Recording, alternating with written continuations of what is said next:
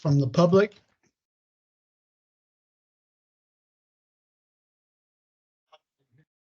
Air Branch, Pancho Branch drainage project. And I see that's on your agenda, so looking forward to that. Okay. Act on any requests for adjustments or relief. Next is the consent agenda. Is there anything to be removed from that for further discussion? Just, Mr. Chairman, item 4. We needed a new cover sheet, and I think Shelley's done that, and page 1 had deleted Roland Johnson, who wasn't here, obviously. And I think that was it.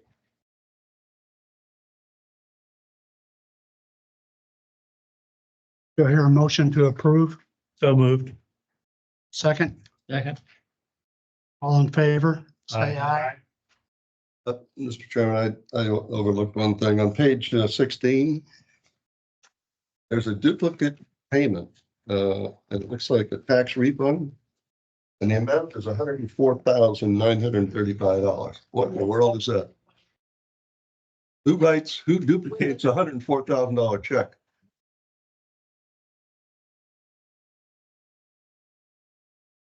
Logic's, I believe, paid. That is on here. Who's supposed to pay? It was supposed to be, actually, it was supposed to be Core Logics, but Howard Hughes beat him, so they're gonna. Just get the bill them back. refund. All right, thank you. Yeah, it's Core Logics. That's who we refunded.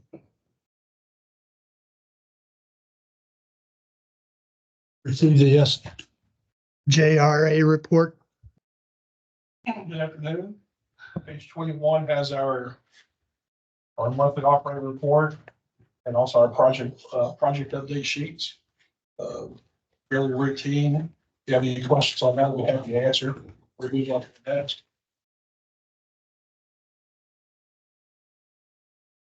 And starting on page 34, as you see, there's a budget preparations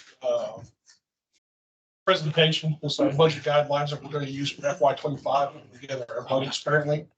The only change in this that there has been one small change. We were using a water loss of 5.2% in this presentation.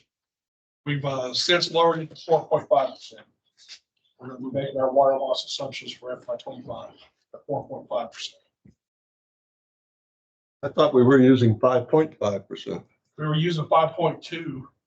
5.2%. 5.5 this year. Yes, sir. This year's 5.5. We proposed 5.2%. And we recently changed that down to 4.5% for FY25. What gave you the information to do that? So we just looked back at the previous 4 years. You see, there's been a decrease due to the AMI meters, just better information. On page 22, for that month, you had a water loss of 5.5%.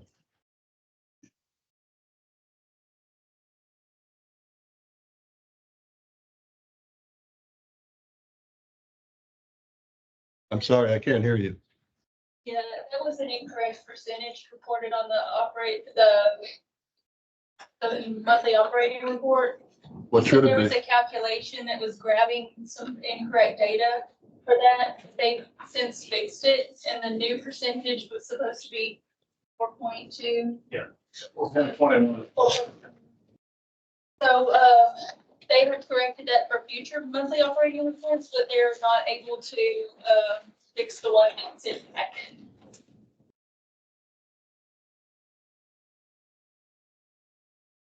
There's an ongoing water or project on widening 242, State Highway 242. And I noticed that from the last report, it's not scheduled to complete until 26. And they're using a lot of water I see on their trucks out there on a daily basis. And those tanks hold thousands of gallons each. Do they know, or do they have access to the water meters? What's their normal operating? What are they supposed to do? Transit meters, and readings whenever they call the reading in. I'll take a reading to fill up the transmitter on the fire. Fill the truck up and read that gallon. I actually stopped a couple of guys several Yeah. weeks ago, and I've done it before, so it's. What do we do when we catch them? Do we fine them or? Tell them you got to come in and get a transmitter and then they go over to Oak Ridge to steal their water. They don't come in. All right, thank you. Try to catch them and try to coax them into the office, but rather than call the police, it's, we got to them just do it right, but they don't come back.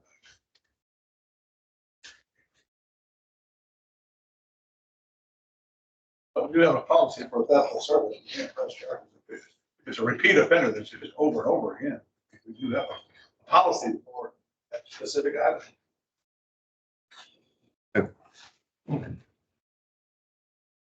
Any other questions on the presentation, budget guidelines?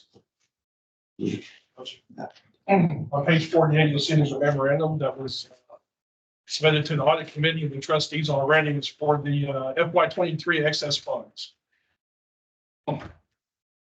And basically, at the end of FY 23, there was about $5.1 million left over out of the budget. 85% of that was due to the additional sales from the drought conditions last summer. The memo outlines the options that you have. We could either retain the 5.1 million. We have projects that are assigned to that would fund those fund. There's also the option of refunds to the funds, individual funds. This is an item that you have to direct your trustee to vote on next March. That's Sorry, next month. next month, I'm sorry, March is Monday. Any questions on the excess funds? Be happy to answer. Question, the date on the memo is March 13th, 2024. Was that the typo or is it just intended to be presented in March?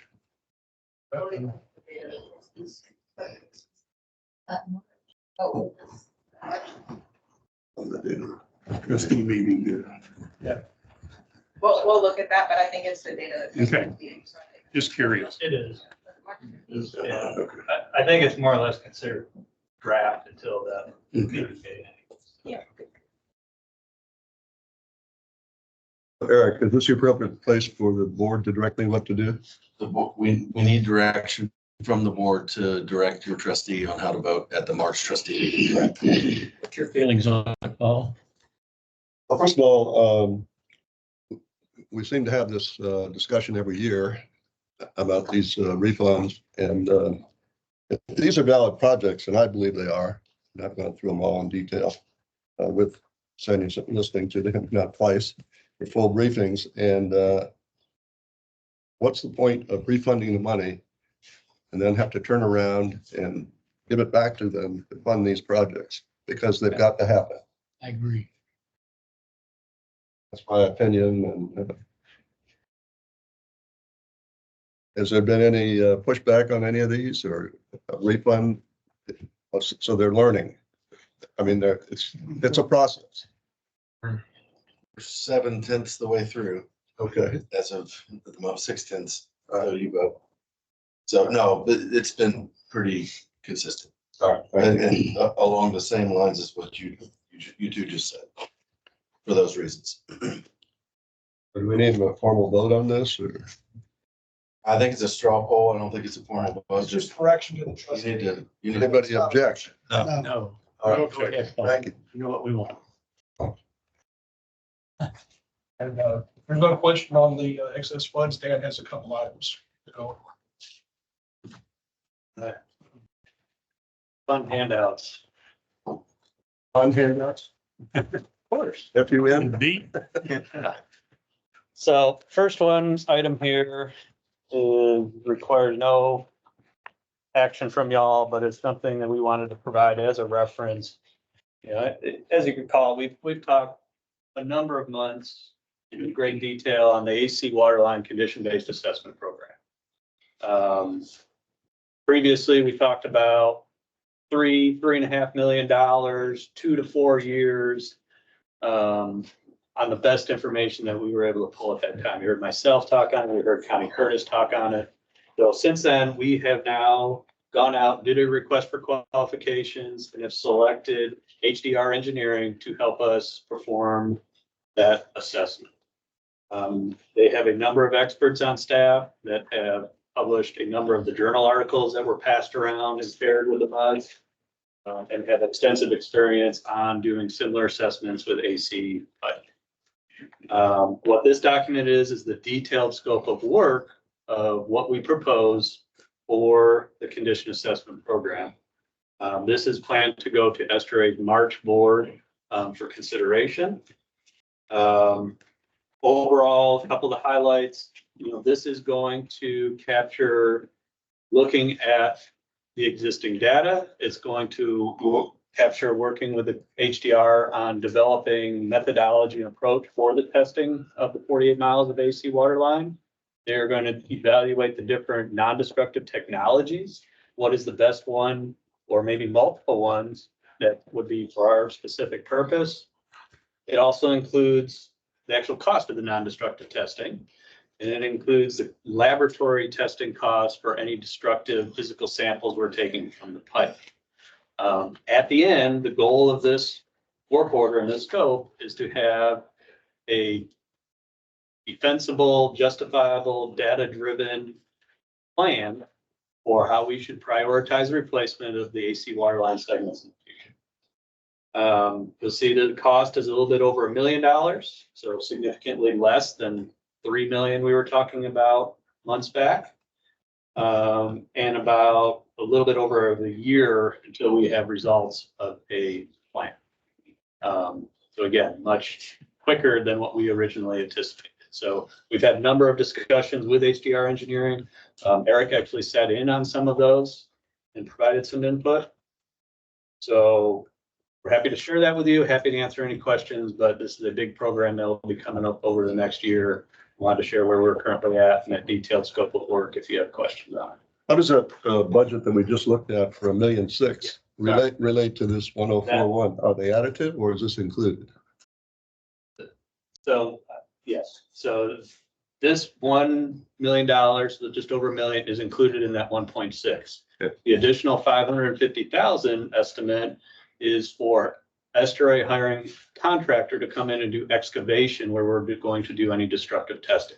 So there's a significant cost to that. We're estimating about $5.5 million. So that is the other piece that gets up to that 1.6 million request in the excess. 500,000. Yes. I say 500. 5 million. We'd be replacing all the lines in Woodlands if we had that. Dan, he thinks big. So when it came out, it felt like I said something wrong. Yeah, so that 1.6 incorporates this plus excavation for destruction. So in going through this analysis, you haven't changed your idea about A, approach, or B, the cap of 1.6 million? Not at this point, no. Okay, thank you. We feel that the approach that we're going to take in here with HDR will be a representative sampling across 48 miles of all the lines. Okay. Please remind me what the target lifespan of the AC lines is. I'll take the non-controversial. So you might see engineers making an estimate down around 50 years, but you'll read some of those journal articles that were passed around that is upwards of 100. So it is very specific to certain items within the system. It might be the soils around it. It's how it was originally installed.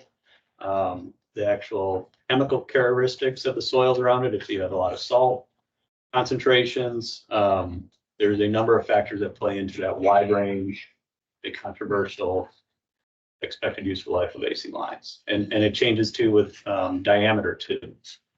So I don't know if that really answers the question, but that's Very well. that's So where's, excuse me, The consultant, where are they located? Where are they housed? Where are they? Is this the one from California? So HDR's a national firm. They're providing us with a local project manager that has experience in condition assessments. There's some technical support they're providing out of Dallas, but the so-called AC condition assessment experts, yes, do reside in California. All the same firm. All the same firm, yes. Yeah, one of the authors of that study that was brought up last year that kind of started all this is on this project team from that California project. So And how many years was he estimating or projecting in his writings or his articles? Well, specific to that municipality, is what they found from that analysis. and they come out and said, which this is the Mesa, California article, that is not apples to apples to our system here and the findings that may come out of the study. So they told us straight up, don't look at the results of that study and try to apply it what's here. That would be, you wouldn't want to infer it. But yes, they've written multiple journal articles and parts of the AWWA M77 manual. So we are looking forward to, we feel we got qualified people to be looking at this property for us. Great. Thank you. Thank you. One more. So this is something we wrapped up this weekend. And again, a number of you have been here over the past 3 years talking about wastewater strategic planning. We have presentations that we were presenting to the trustees and MUDs going back to late November 2020, talking about consolidation, talking about regionalization. It turned into the strategic plan when we got Friesen Nichols on board in, I believe, March 2021 to start looking at the phase 1 assessment. They did some planning technical memos. They did condition test assessment tech memos. They did a final report. They furthermore went into phase 2, the master plan analysis, which we've been working on for about a year now. And there's a 200-page report associated with that. So there's a lot of information, a lot of reports. There was a lot of presentations, stakeholder meetings. There was all MUD director meetings. So we've also had a change in the MUD directors across Woodland Water. That some were not there for 3 years ago to follow along with this whole assessment. So what this is essentially approximately 20-page executive summary of the past 3 years. So I would encourage y'all to read through this. It goes through each one of those reports and some additional reports that have happened even prior to 2020 that go back to like 2010 timeframe that talk about condition assessment of wastewater treatment facility number 1 and other consultants that we've had engaged over the year. So this is really trying to summarize as much as we could. So if you don't feel like reading hundreds of pages, I encourage you to at least read this tech memo. If you have questions, please get those. You can pass those through Eric to us. We did want. So the planning horizon, is that outlined in here? I mean, very early on, we had a large discussion about what is that? Is it 10 years, 20 years, 50 years, 100 years? What is it? And we selected 50 years. But that drives so many decisions. Is that highlighted in here? It is touched on, I believe there's a table back that goes through.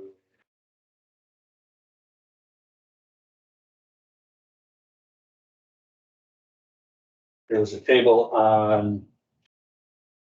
I'll trust you if it's in there. I'll read it later. Read it later. It does mention planning horizon, level of service. I do not know if it actually states 50 years somewhere in here. I cannot remember. I'll let you know. You are correct. That was a key decision very early on to look at that planning horizon to where Further on, I think that got narrowed to once we said, all right, well, let's look more in the first 25 years when we know we need to replace wastewater treatment facility 1 and defer the consolidation concept till 20, 25 years from now, when we feel the estimated remaining useful life of plant 2 would be used up. But early on, yeah, it was long-term, that's how we did all the charts, which are included in here in terms of total cost of ownership. Go to 27.5, so that's your 50 years, I guess. So I'll give y'all some time to go through this, but feel free to reach out to us with. I think that's all we have.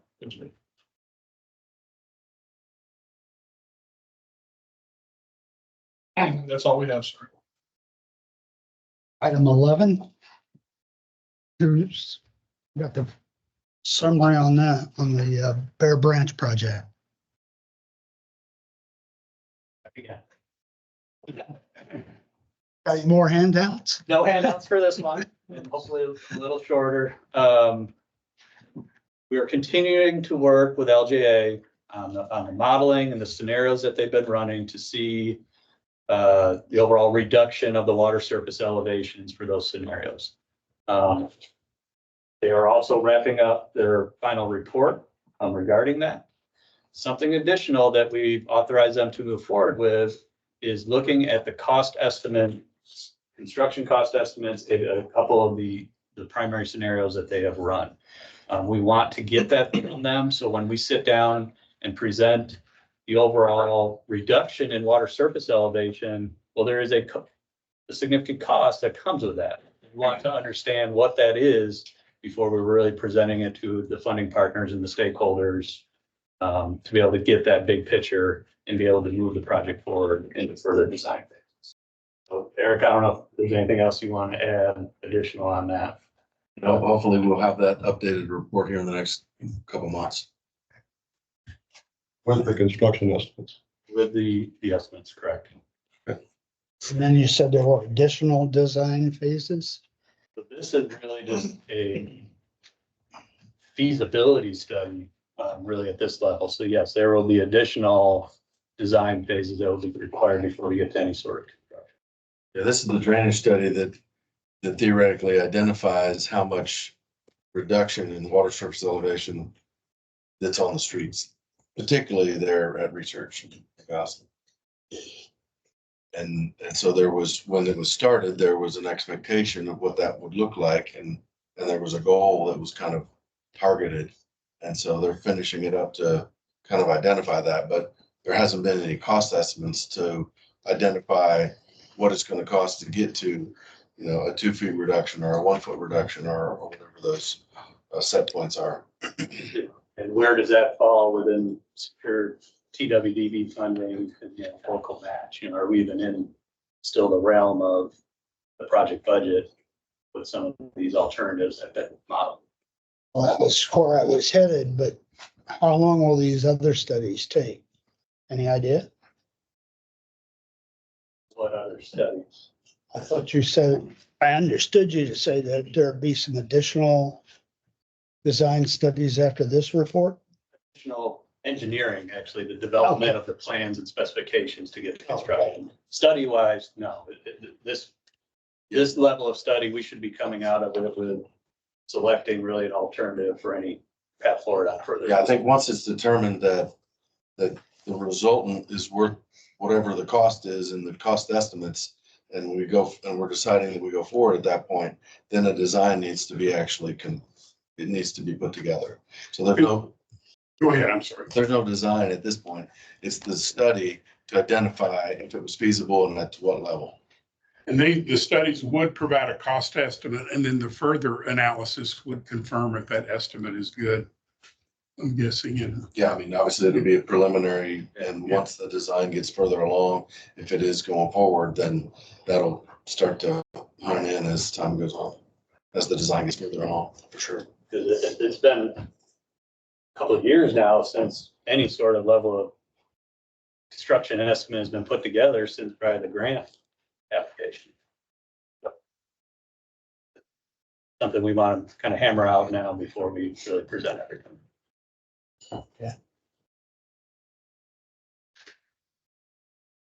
Thank you.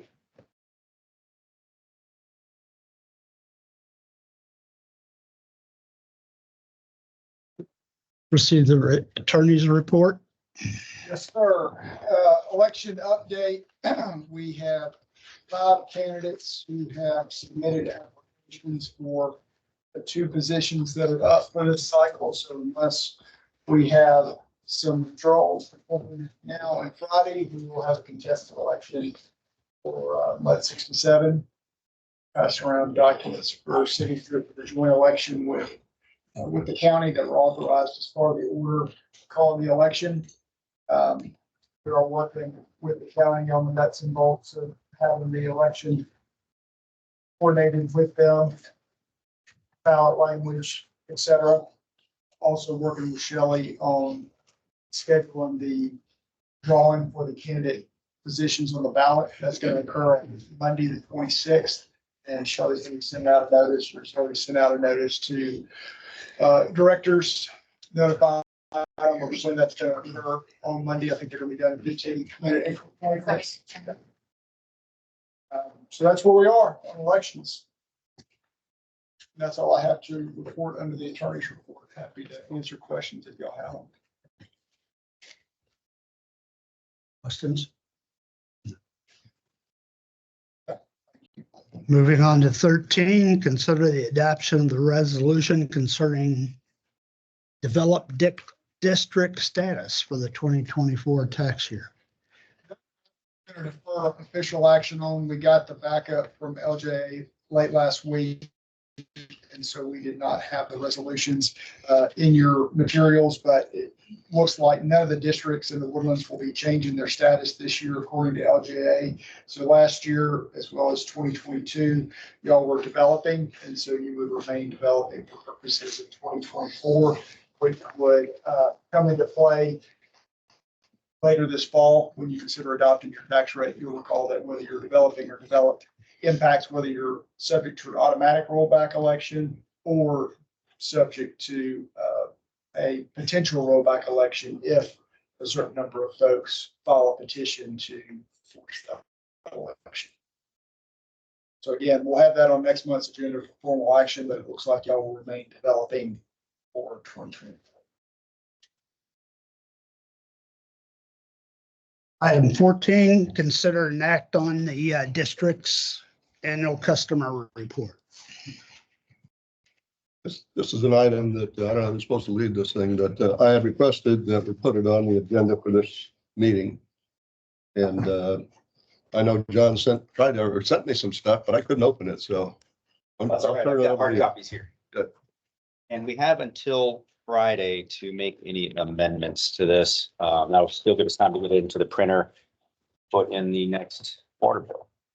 We'll also send this out via email and post it online.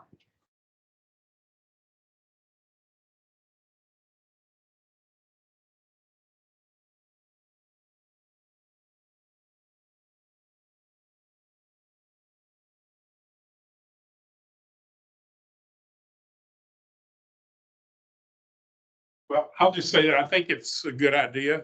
I think most of the districts did last year, and I think MUD 67 chose not to, if I remember correctly, but I think there's some merit to it and it's worth doing it.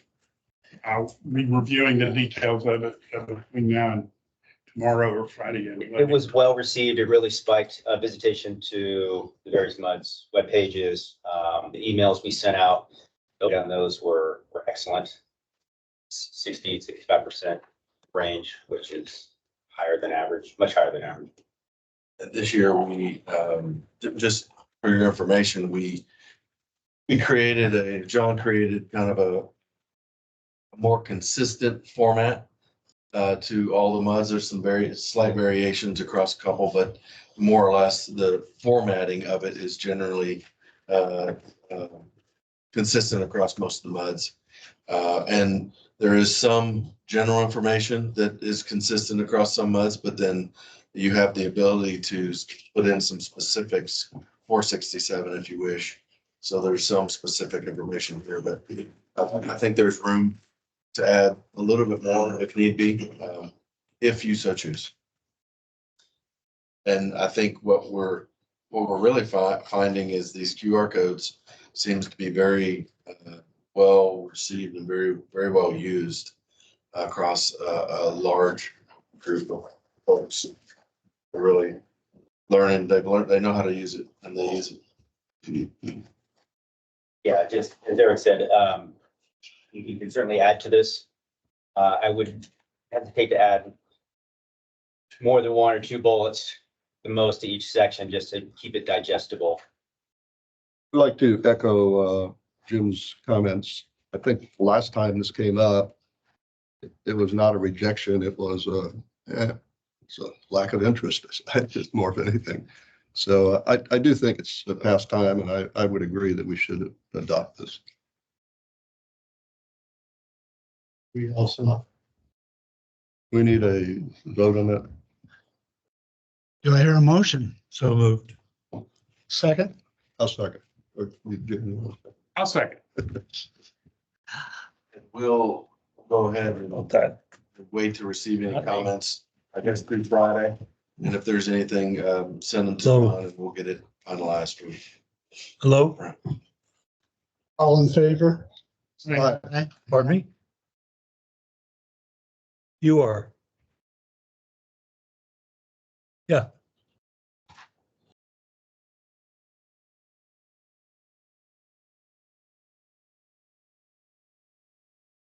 I'll call you back.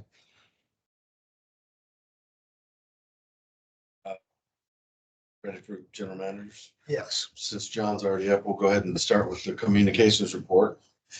All right, page 71 in your packet. Communication report for the month.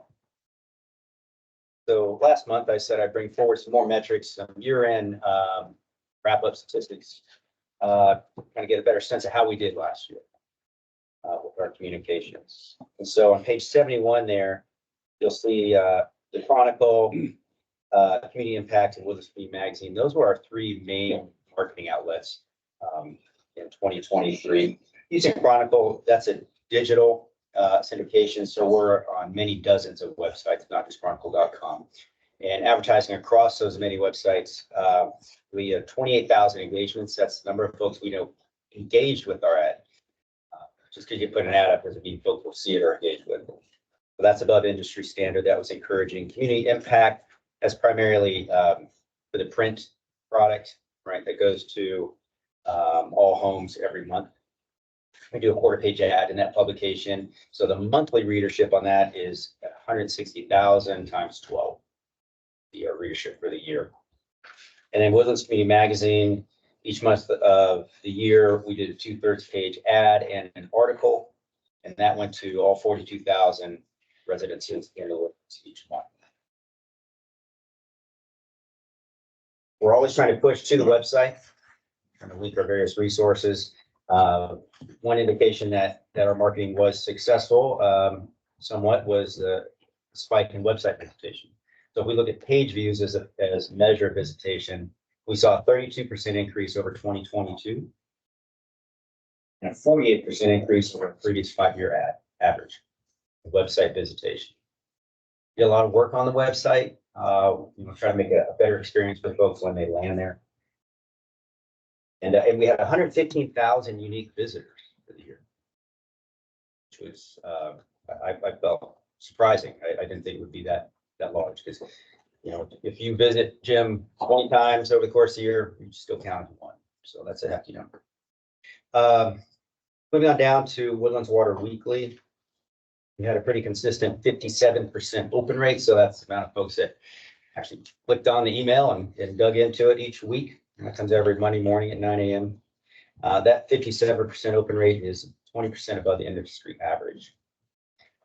And if we do the math, that means we are connecting with right around 39% of all of our accounts every Monday morning through that tool.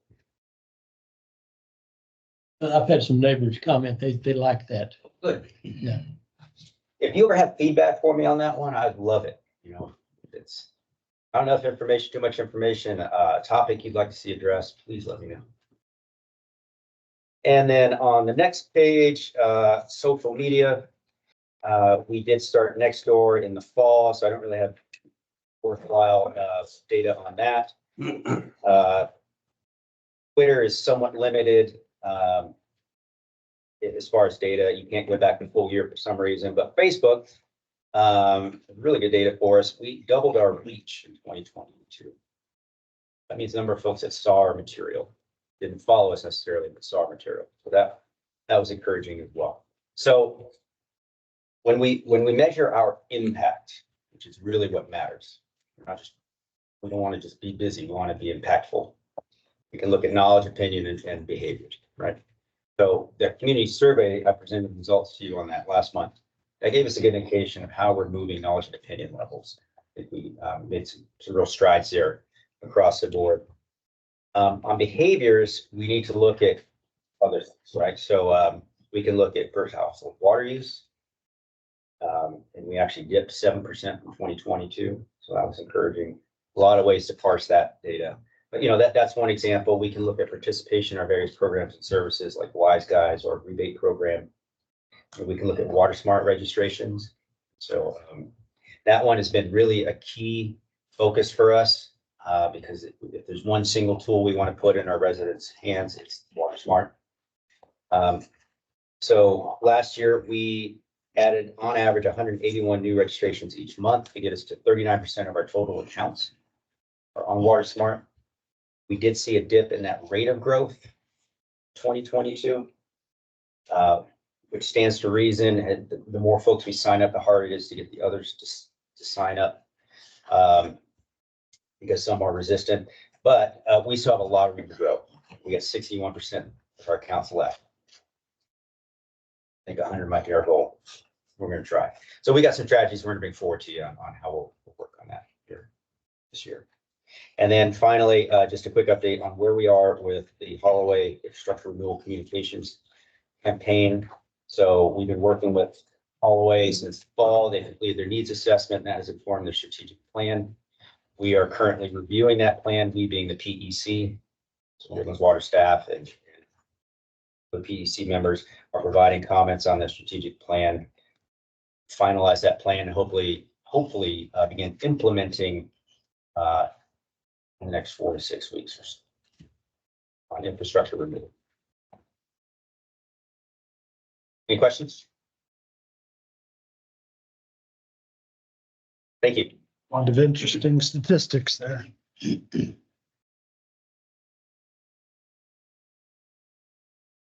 Just to finish up, just a couple other things to note. Wanted to bring everybody's attention to the Gulf Coast Water Conservation Symposium. It will be tomorrow. You may know that a board member on MUD 7 was actually part of the creation of that organization years ago and will be the MC, Paul Nelson. Myself and a couple other directors across the MUDs will be attending that. And then wanted to give you an update on the progress and update of One Water Task Force. As you know, that was a group that was created, I think, after Harvey, I believe, had some kind of mixed success, I guess, over the years. Kind of fell off over the last few years. If you recall, the township voted last year to support the recreation of some form of that. And so I've been working behind the scenes with some directors to identify some specific goals that we would go into a recreation with. And we actually met with the township, some township leadership last week to go over what those goals might be, as well as what it would look like, and probably rebrand or rename the organization, and then hopefully get things up and running here fairly soon. So just wanted to update you on that, and that's all I have. There's something I want to bring up, and I think the most appropriate time is probably under your report. Okay. In the packet there talks about a symposium that was held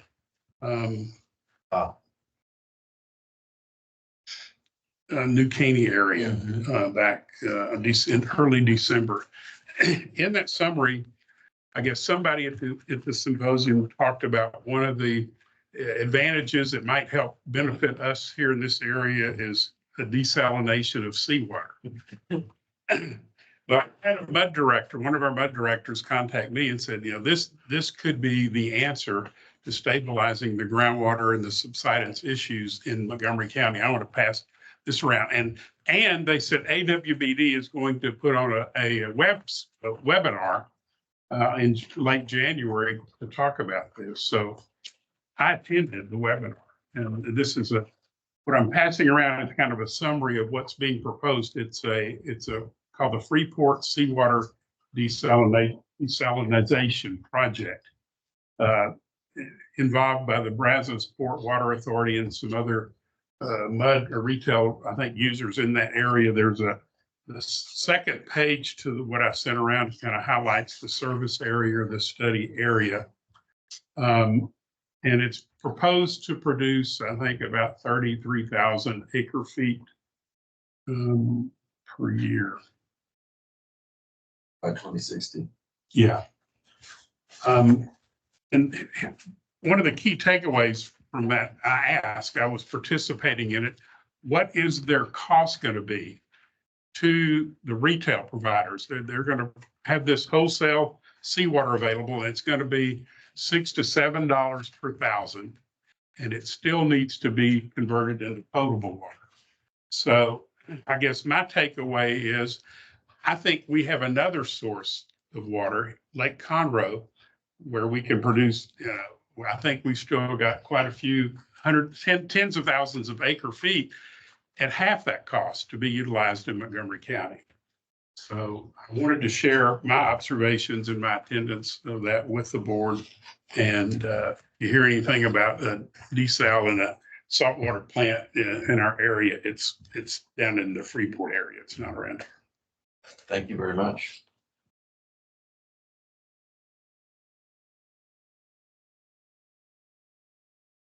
Is anybody else around here talking about desalinization? Heard anything?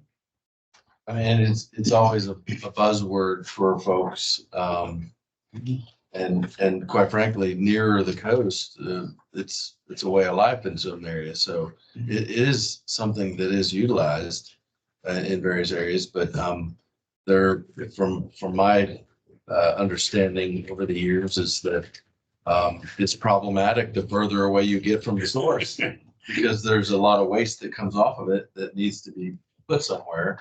And generally, it's easier to put it back in the ocean. But if you're further away from the ocean, then it doesn't really, or the salt water, it's not really. It's the expense to pump it this far uphill. Right. It doesn't make economic sense, in my opinion, now, and probably for many, many years to come, but especially for this community, Montgomery County, when we have additional lake water, surface water that we could utilize at a much cheaper expense. Anything else? Now, the next item I have up.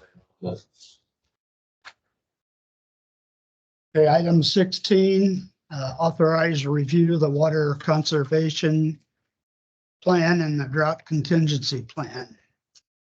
You have a drought contingency plan and a water conservation plan. Last was filed in 2019. It's required to be updated every 5 years or looked at. And so we need a concurrence for us to proceed with getting that updated. Mike and I have already met with the consultant that helps us with that. And so we'll be working with the consultant to update both of those documents. We'll be working closely with SGRA, the drought contingency plan, to make sure that they're aligned with theirs. And then we'll likely bring those two revised documents to the MUDs back in April for approval to be submitted in May. They have to be submitted by, I think, May 1st. So just need concurrence to proceed with updating those documents. Required, we're gonna do it. Correct. I move that we do that. Second. All in favor, say aye. Aye.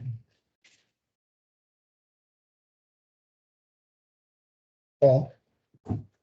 Trustees report. I don't have much to add to the current discussion and what's printed here. I don't know whether the timeline has changed, but originally at the March meeting, the trustees were supposed to vote on this strategic plan. I know Eric was working, your office was working on a study. So I don't know if that data is complete or whether it's going to be presented in March. If that's the case, I don't think we can vote. Right. So we're working on, Adam and I and Brian have met to talk about, and I mentioned a couple different scenarios at the last meeting. The scenarios of how to fund these large infrastructure projects, what the eventual effects might be on the customer's water bill or tax bill or whatever the different scenarios might be. So we're working on some scenarios and pro con kind of a sheet to present in the March meetings. I think I don't know that we'll necessarily, it'll be a lot of information to take in, I think, at those meetings. So I'm not sure that you'll want to be ready to make those decisions. I mean, it's a pretty hefty decision probably to make. So I don't think we've talked about on a specific date that we would need to, but I know that SGRA has presented the supplemental agreement. The draft supplemental agreement right now, as it sits, would contemplate that project being funded by your water and sewer rates currently, and to buy back or to pay for a bond that they would sell. So that's one of the four kind of options that we're looking at. And so we're looking at a couple others for y'all to contemplate. Is that for the first tranche of 42 million or whatever? That's the pending supplemental agreement is for that. I think it was 40. Is that right? I believe that was. But what's being looked at is a game plan for all the projected costs over time, including this first tranche. Yeah, I think my interest is not starting going down one road and realizing we really want to do it a different way.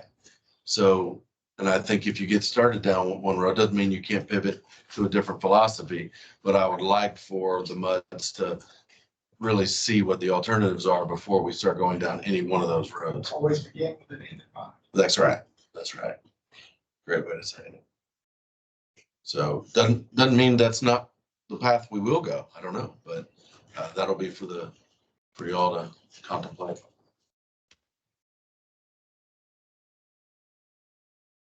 So I think. Do we have a need for a closed session? Any items proposed for a future agenda?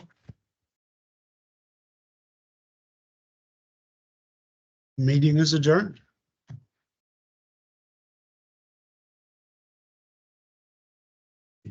We got two candidates. Oh, thank you. 2 signatures. I think you guys need to talk. Yeah, we have a little bit.